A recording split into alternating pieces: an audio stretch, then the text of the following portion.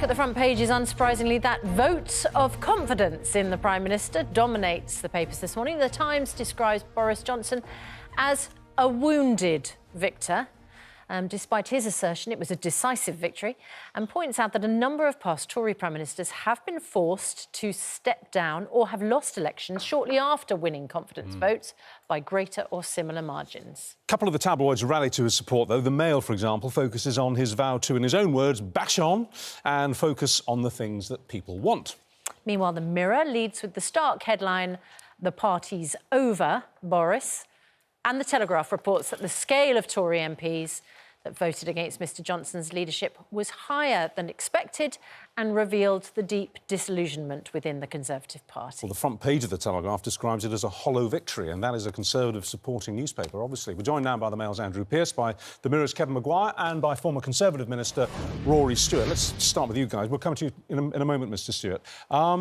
Well, no surprises other than the scale of the anti-Boris vote, which is bigger than any of us predicted yesterday. Yeah, I mean, it's grim for him. He survives and he will limp on, but he is the walking wounded. People were saying what he really wanted was the number of votes against him to be below 100, and if it was above 150, he could have been in terminal trouble. 148 is very close to the almost unacceptable point. Look, he'll carry on. There's two by-elections coming up in a few weeks' time. I suspect the Tories will lose both of them badly, and then it will all start again.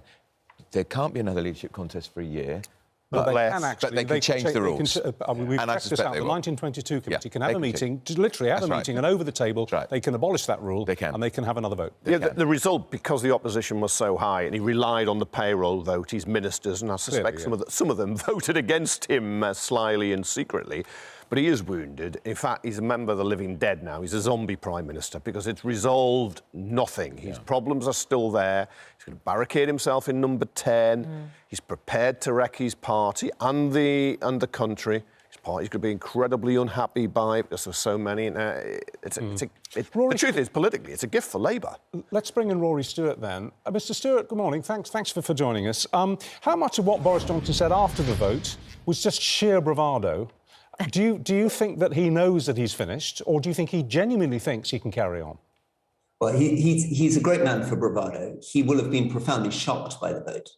They were privately briefing out that they thought that 130 would be a bad result, which means that they must have been pretty confident that they were going to keep it under 100. So they were trying to manage expectations. And they're very, very traumatized. I've got colleagues now texting me all the time. The whips who believed that they were going to keep it under 100 are completely bewildered by the fact that 148 went against. As you've heard from the panel, the big thing here is that if you look at the backbenchers, so not the ministers, not the people that he's paying, almost 75% of them voted against him. And that is a catastrophic situation for him and for the party. Rory Stewart, you once stood against Boris Johnson in order to be leader of the party. Who do you think could be a more successful leader of the party than Boris Johnson?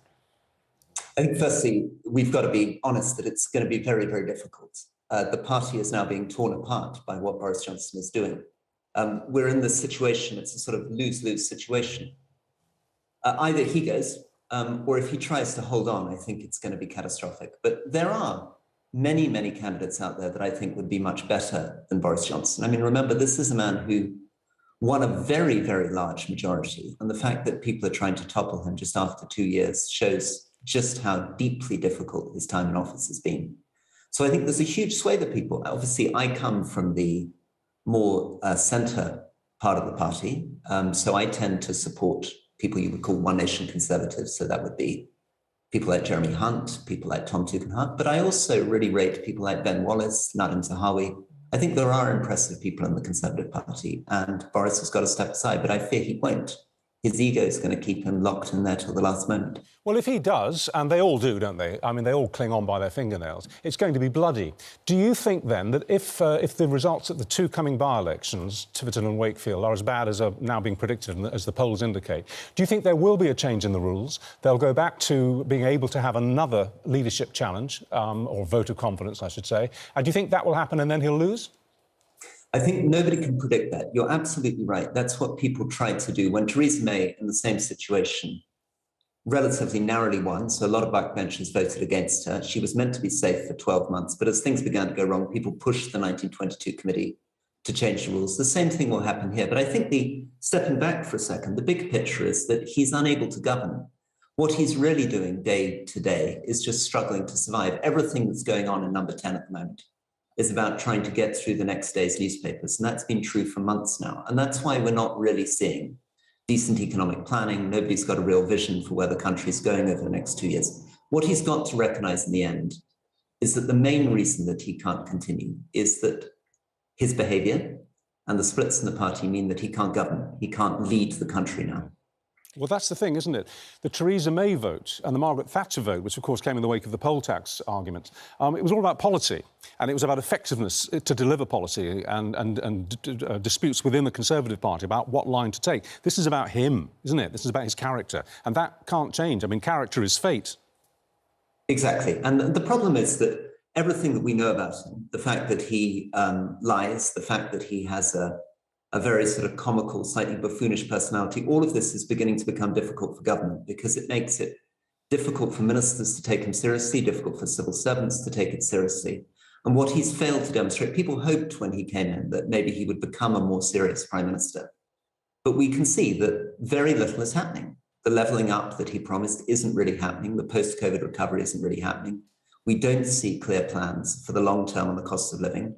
And the party is tearing itself to pieces about economic policy. So he's just not up to the job and he's got to go. Kevin, the way that cabinet ministers will go out and bat for him today, and we'll be speaking to Dominic Raab a bit later on this programme, and I can predict, he will say it's a media obsession. This is simply a media storm. Now, the Daily Mirror was the paper that broke the story of the parties in Downing Street.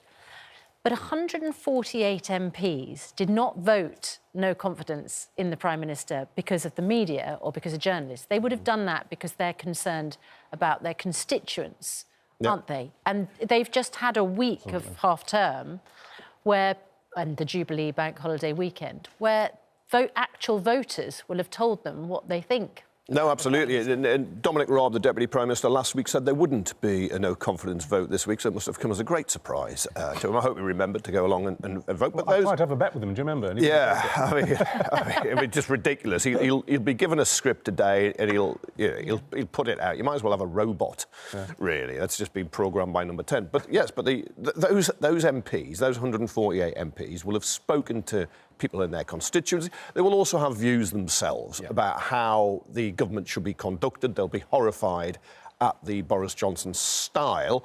They also made a pact with the devil. Many of them, when they voted for him, they knew what he was, but they thought he was a winner. They now see he's a loser. But of course, the 148 we know are against him. But of the 211 who backed him, or 210 minus himself, many of them will have grave reservations too. People like Dominic Raab, Nadhim Zawari, the Education Secretary, they're told to go out. If they don't go out and do it, they lose their jobs. He has considerable patronage, the Prime Minister. He gives out those jobs. He'll probably have a reshuffle, get rid of some of those he considers disloyal, bring some others in. But he's given them the salaries and the cars and their power, which is why they have to come out and demean themselves and do it. That's why they do it. But that's also part of why the vote against him is such. There's a large number of Tory MPs hate him. They just can't bear him. So they would, and they are... Why? Because of his character or because of his policies? That, because of that. And then there's also the ones he sacked. They'll have voted against him. There's also the ones he's not promoted who think they should have had a job. There's a great... Tory MP leaders always have, almost the day they start, they've got 20% against them already. Now, look, I'm not defending the vote. It's disappointing for him. It should have been a lot lower, and I think he's in serious trouble. Can he pull the fat out? Your paper, The Mail today, but it seems to imply that he can actually save himself and pull the fat out of the fire if he introduces instant radical policies, tax cuts. Well, he should never, in my view, if he hadn't brought in those national insurance rises, which are tax rises, he wouldn't be in such trouble now. But it was a terrible mistake. He has a problem, though, now that I think many voters have just turned against him personally. For instance, Rishi Sunak, 21 billion, big bazooka, Johnson called it, on the cost of living, £400 energy rebates, doubling the 200 to 400, so on. Zero political credit for that. I could plot a way forward for him, Johnson, but it probably relies on holding Tiverton. Now, Tiverton, that by-election on the 23rd of June, Wakefield's gone, absolutely gone. It's gone to Labour. But Tiverton has a 24,000 majority. It's bigger than North Shropshire, it's bigger than Cheshire and Amersham, both of which were lost in the blue wall to the Liberal Democrats. He clings onto there by one vote. He can say, look, I'm turning the tide. It might work, but I don't think it will. Remind us, Kevin, why the Tiverton by-election has been called? It's Mr Tractor Porn, Neil Parish. Because a Conservative MP was watching pornography. In the Commons chamber. In the House of Commons. Twice. In the Commons chamber. And does that not speak to the leadership of a party? Yeah, it's a culture. It's repulsive what that man did, and that is so. If the Tories lose that by-election, I think they will. They will argue there was very special circumstances because the voters in that constituency will want to punish the party. The only vote that matters, as Susanna's been saying throughout this entire discussion over the last few days, is what happens in the ballot box. There are lies, damn lies, statistics and polls, and our poll is showing a 91% majority of Twitter respondents don't have confidence in the PM. Mr Stewart, sorry, you wanted to come in and have another word. Just very quickly, I mean, I think underlying all this is that the party is now deluding itself by going out and defending him. And if he manages to squeak through in Tiverton by one vote and they delude themselves that somehow they're OK, they're going to go into an election and they're going to lose it. And you're going to end up probably with the Labour SNP coalition if they stick around with Boris Johnson. And they will deeply regret this. All these ministers, and many of these are my friends who are out there day in, day out defending him, are just going to feel thoroughly sick because they must sense that this is it's just horror ahead of them. There is no way this man can win the next election. And every day they hang on to him, the worse it's going to get for them. So what's your gut? If you and I were sitting on a train together, this would be the kind of question I'd throw at you. I'd say, how long do you give him? I'm afraid that he's going to cling on as long as he can, and he's going to use the fact that many of these ministers rely on him for jobs. He's going to rely on the fact that he very deliberately didn't put the talent in the cabinet which was going to challenge him.